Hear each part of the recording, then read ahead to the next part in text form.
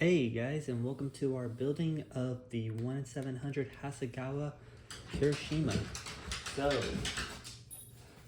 yeah, the thing about this is, this was supposed to be a full-length build. It had everything planned out, started, and everything, even got some of the stuff built up. I lost the video.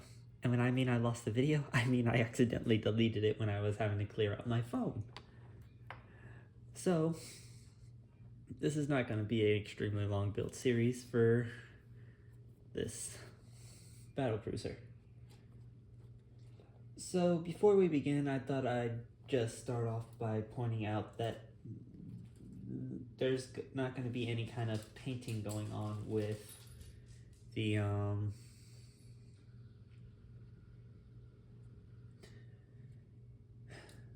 Kirishima. The main reason being is that I just thought of doing this as kind of a little short thing for us all to do. So, what do you say we get started here? We're going to attach all of the Kirishima's casemates guns. So, a tiny bit of history for you guys when the Kirishima. So, the Kirishima was one of the 4 Kongo-class battlecruisers turned fast battleships of the Imperial Japanese Navy. In fact, by the time of World War II, her and her sisters were the oldest ships in the fleet. Originally, they were to be succeeded by the Amagi class of battlecruisers. However, Amagi had her hull warped due to the Great Kanto earthquake, and Akagi would end up being converted into the aircraft carrier following the Washington Naval Treaty, which allowed the Japanese to convert her.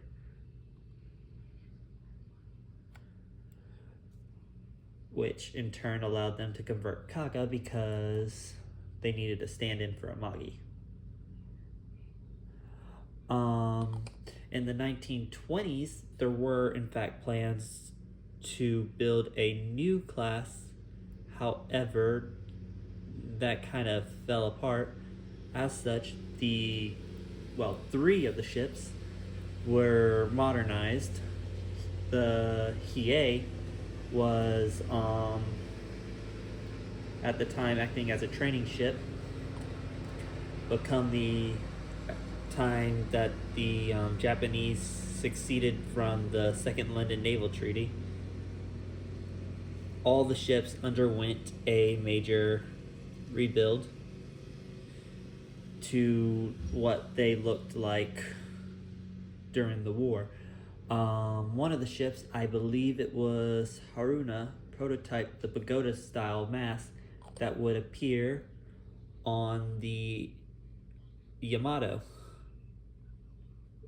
The ships acted as part of the carrier escort during the Pacific War.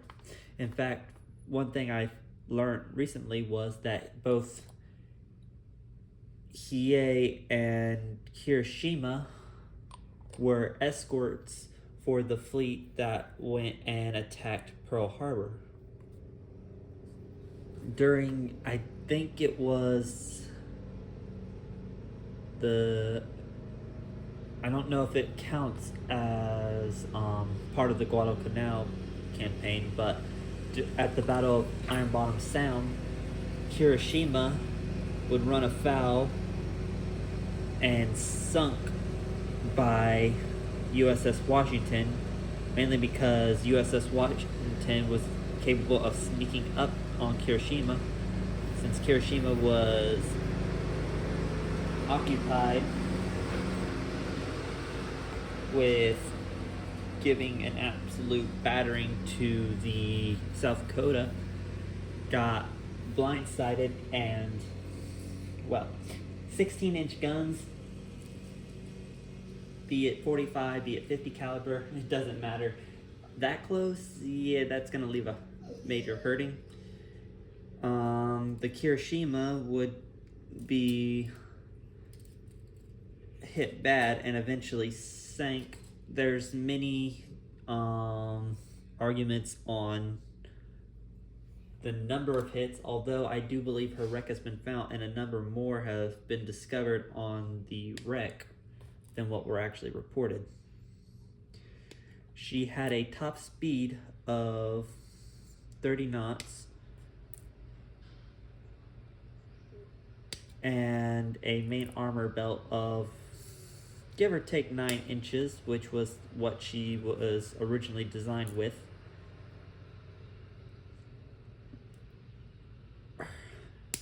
She would be the second ship of the class lost. Hiei lost before her. Following that would be Congo, who was lost somewhere in the China Sea when she was sank by a U.S. submarine, and Haruna almost saw the end of the war. In fact, there's a number of famous photos of her following the end of the war before they took her to be scrapped.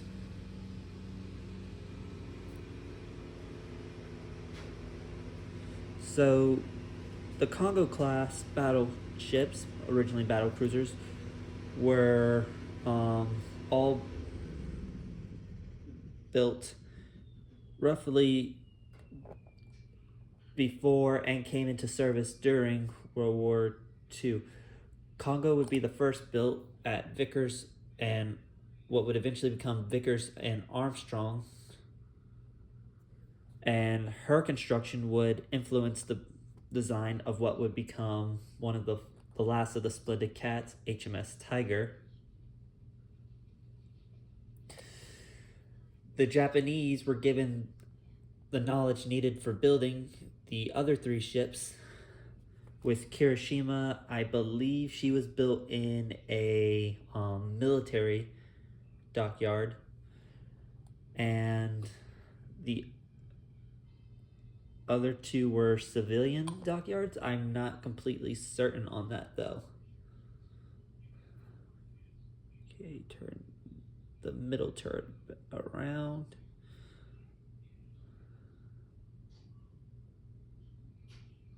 All right. Alrighty then. The ships that when they underwent their eventual modernization, they had their bows actually taken off, and then a new piece was put in to help lengthen them when they were put back in, similar to how the Italians modernized their battleships, older battleships. And it's quite fascinating when you look at the World War I vintage battle cruisers, such as the Congos and the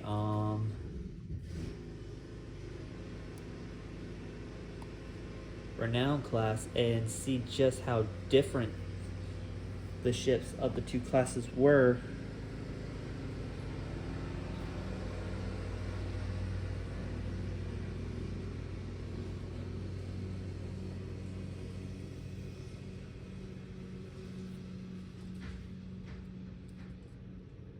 And it does in fact seem that for some reason, okay, that's probably why.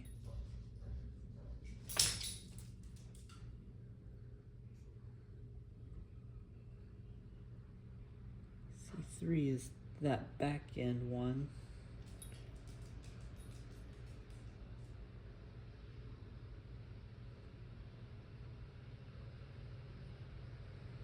All right. Where did I put my tweezers?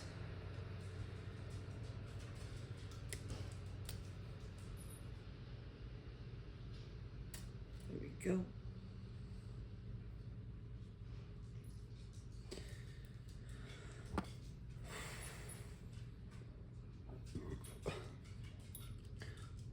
The nice thing about this is also that with Kirishima joining the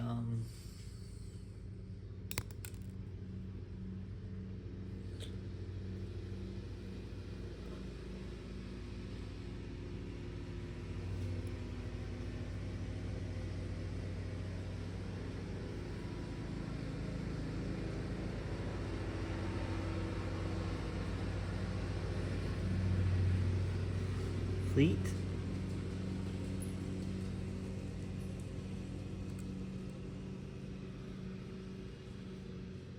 I feel like I'm putting this piece the wrong way because I am.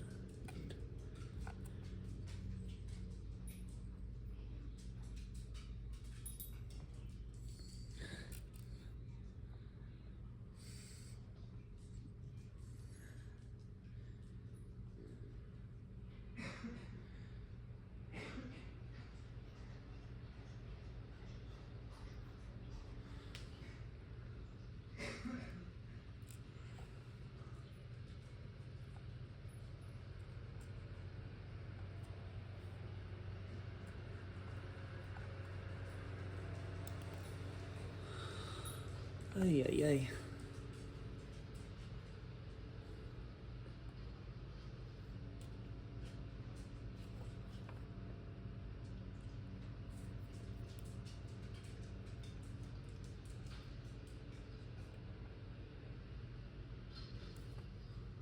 All right.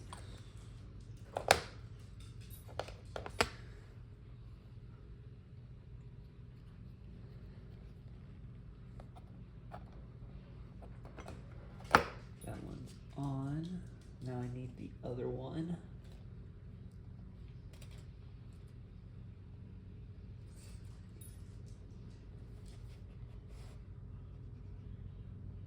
First I gotta find the other one.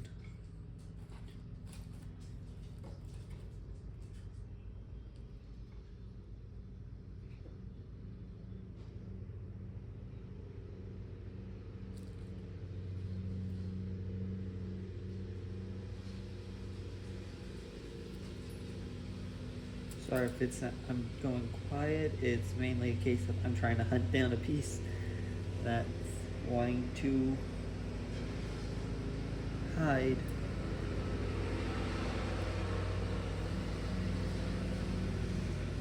There it is. I was having to hunt down the last of the two back end turrets.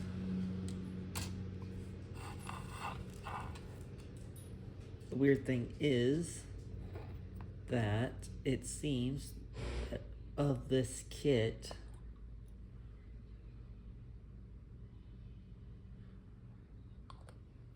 one of my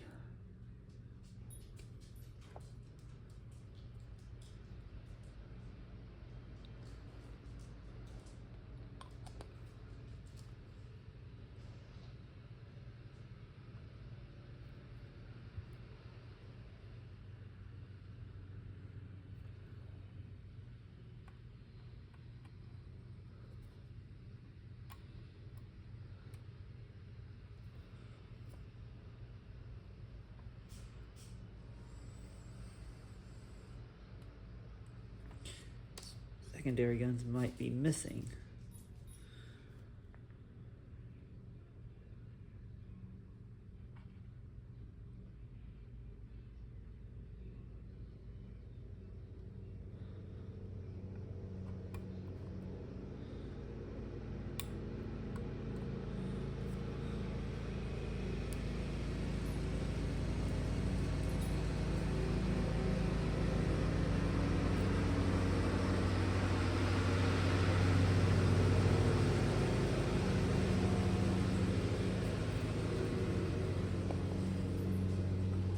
These corner guns are gonna be the end of me because how difficult they are to freaking figure out which one goes where.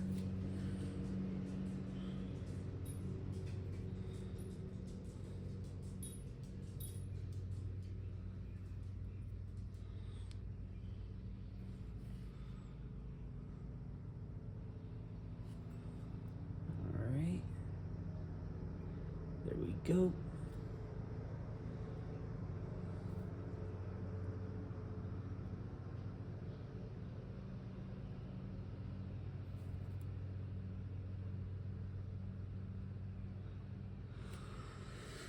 All right.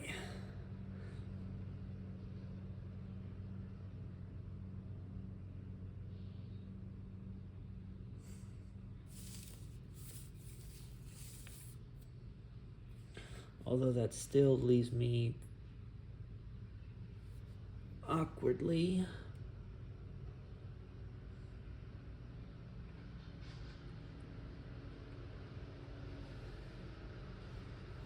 with 2 missing guns. It would seem that this kit is missing guns for some reason.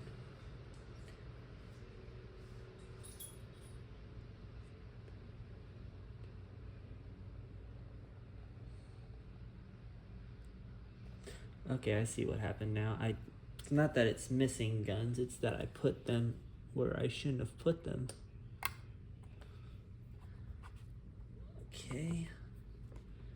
Hopefully the glue hasn't hardened them into the spots yet.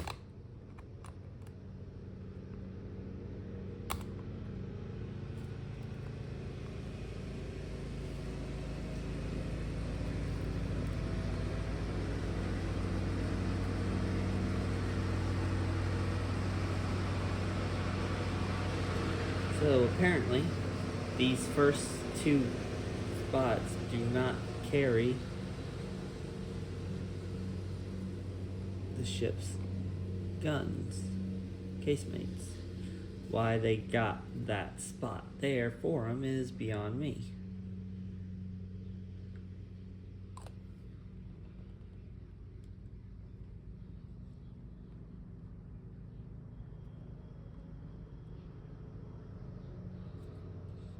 Alright.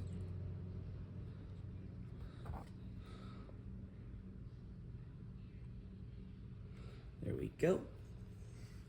And we got it on. Next, what we're going to do, we're going to take our ship's pagoda and we are going to attach it.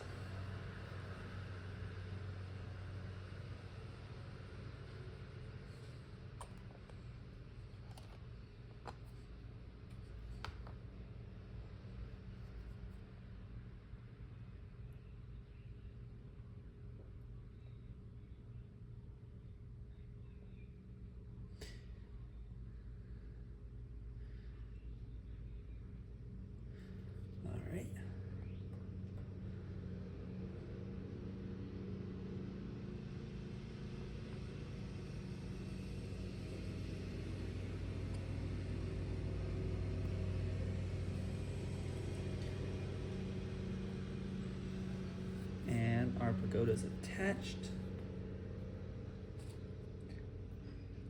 What we need next is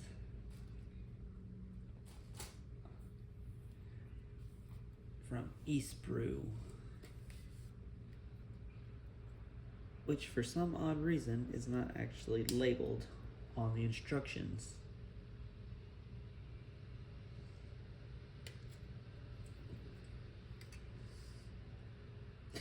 Also, for anyone who's watching that's from the good old US of A, I like to say I hope you all had a great Thanksgiving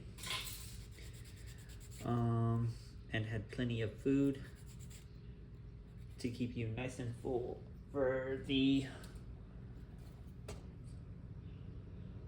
coming days. So now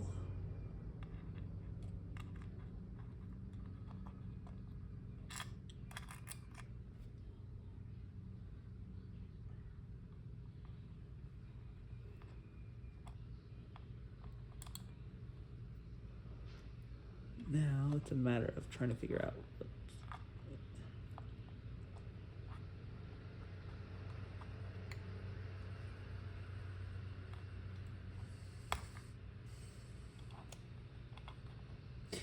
I think I might have made a slight error here. So what we're going to do before it has a chance to harden, we are going to pull the superstructure off like so. And now we're going to set it back down.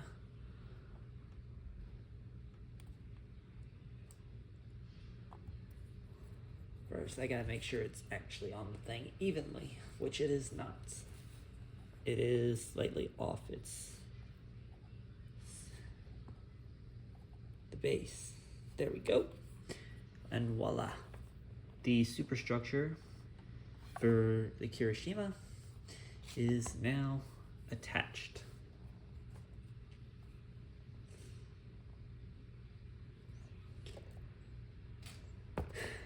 And with that, that will conclude the first episode of our 1 in 700 out of box build of the Kirishima. In the next episode, what we will do is we will attach the ship's funnels and several other smaller parts. So I'd like to thank you all for joining me today. I hope you all have a nice day. I hope you have a nice week. Take care of yourselves, and I shall see you all again here fairly soon. This is Captain Charlemagne, and I'm signing off. Ta-ta, everyone.